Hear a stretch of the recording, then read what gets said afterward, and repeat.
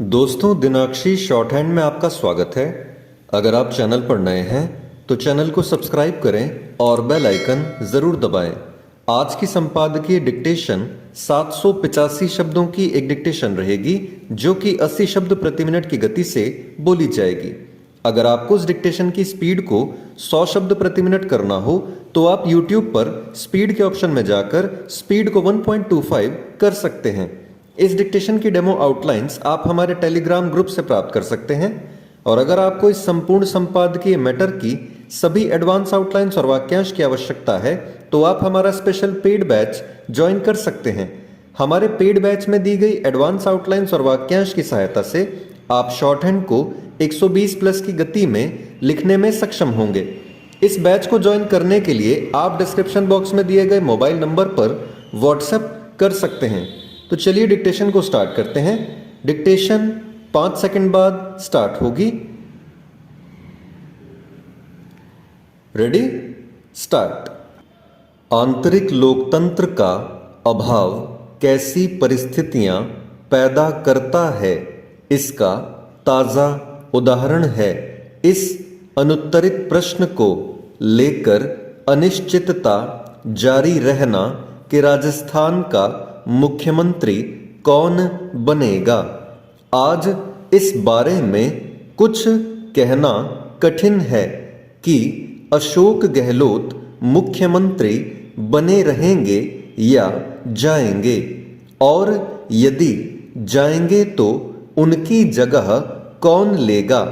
बीते दिनों राजस्थान में जो कुछ हुआ और जिससे कांग्रेस नेतृत्व और वह भी सीधे गांधी परिवार की सत्ता को एक तरह से सीधी चुनौती दी गई, उसे लेकर अशोक गहलोत ने भले ही खेद जता दिया हो, लेकिन यह नहीं लगता कि वह आसानी से हथियार डालने वाले हैं और सब कुछ नेतृत्व यानी आला कमान पर छोड़ने को तैयार हैं। इसका प्रमाण है उनका यह कथन कि सर्वेक्षण से नए मुख्यमंत्री का फैसला हो। इसी के साथ उन्होंने जिस तरह यह कहा कि वह कुर्सी पर रहें या नहीं, लेकिन अपने समर्थक विधायकों को नहीं भूल सकते, उससे यदि कुछ रेखांकित हो रहा है तो यही कि अधिसंख्य विधायक अब भी उनके साथ हैं। इसकी पुष्टि तब भी हुई थी जब 90 से अधिक विधायकों ने दिल्ली से गए कांग्रेस पर्यवेक्षकों के मन मुताबिक प्रस्ताव पारित करने के स्थान पर त्यागपत्र देने की पहल की थी। इस प्रस्ताव के तहत अगले मुख्यमंत्री के बारे में निर्णय सोनिया गांधी को करने की सहमति देनी थी। उन्होंने ऐसा करने से इनकार किया क्योंकि इससे कांग्रेस आला कमान की किरकिरी हुई। इसलिए अशोक गहलोत की गांधी परिवार के प्रति निष्ठा को लेकर प्रश्न उठे और उसके परिणाम स्वरूप वह कांग्रेस अध्यक्ष पद की दौड़ से बाहर हो गए और उनकी जगह मल्लिकार्जुन खड़गे ने ली। यह लगभग तय है कि मल्लिकार्जुन खड़गे ही कांग्रेस के अध्यक्ष बनेंगे, लेकिन यह यक्ष प्रश्न यथावत है कि राजस्थान में क्या होगा। पता नहीं इस प्रश्न का उत्तर किस रूप में सामने आएगा, लेकिन क्या अशोक गहलोत यह बताएंगे कि 2018 में जब वह मुख्यमंत्री बने थे तो कोई सर्वेक्षण हुआ था। वास्तव में इस सवाल का जवाब किसी के पास नहीं, क्योंकि अपने देश में राजनीतिक दल आंतरिक लोकतंत्र का दिखावा ही करते हैं। जब भी कोई दल मुख्यमंत्री के चेहरे के बिना चुनाव लड़ता है तो फिर जीत के बाद उसके चयन में आम जनता की कोई भूमिका नहीं रह जाती। उसका चयन होता है आला कमान की इच्छा पर, और इस बारे में जनता को कुछ भी पता नहीं चलता कि जिसके पक्ष में फैसला होता है वह किस आधार पर होता है। यह लोकतांत्रिक मूल्यों का निरादर है। आखिर अपने देश में मुख्यमंत्री या प्रधानमंत्री का चयन उस तरह क्यों नहीं हो सकता जैसे अभी ब्रिटेन में प्रधानमंत्री के संदर्भ में हुआ?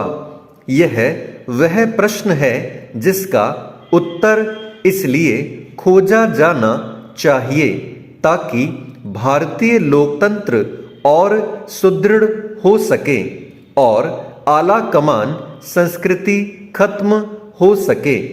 यह संस्कृति लोकतांत्रिक मूल्यों के सर्वथा विरुद्ध है। चेंज। बंगाल में स्कूल सेवा आयोग के माध्यम से हुई शिक्षकों से लेकर ग्रुप सी और डी की भर्तियों के खिलाफ सीबीआई और ईडी की जांच चल रही है। इन भर्तियों में धांधली किस तरह हुई और कितने बड़े पैमाने की है, इसकी बानगी 2 दिन पहले ही सीबीआई द्वारा कलकत्ता हाई कोर्ट को सौंपी गई फोरेंसिक जांच रिपोर्ट में दिखी है।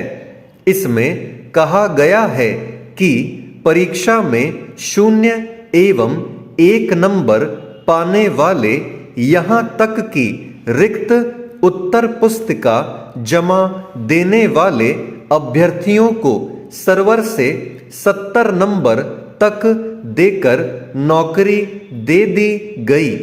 सीबीआई ने ग्रुप सी भर्ती में हुए घोटाले के सिलसिले में शुक्रवार को चार्जशीट दाखिल किया है, जिसमें इस पूरे घोटाले का सरगना जेल में बंद पूर्व शिक्षा मंत्री पार्थ चटर्जी को बताया गया है।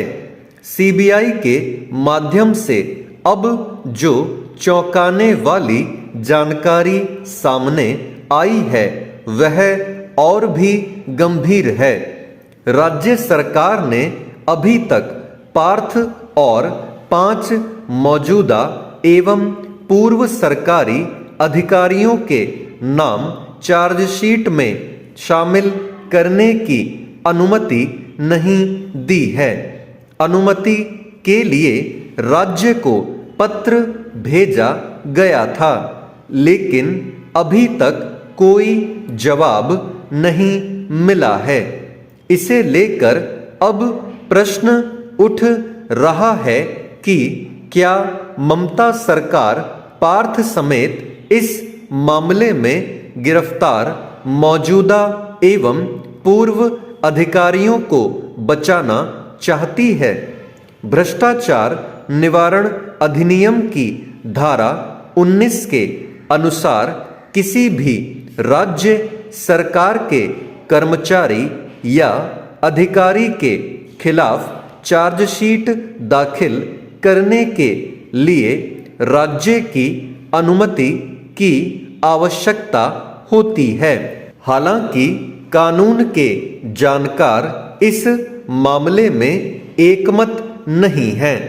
कुछ का कहना है कि किसी सरकारी अफसर या कर्मचारी के खिलाफ यदि राज्य सरकार अनुमति नहीं दे तब भी आरोप पत्र दायर किया जा सकता है, लेकिन ऐसे में ट्रायल के समय दिक्कत हो सकती है।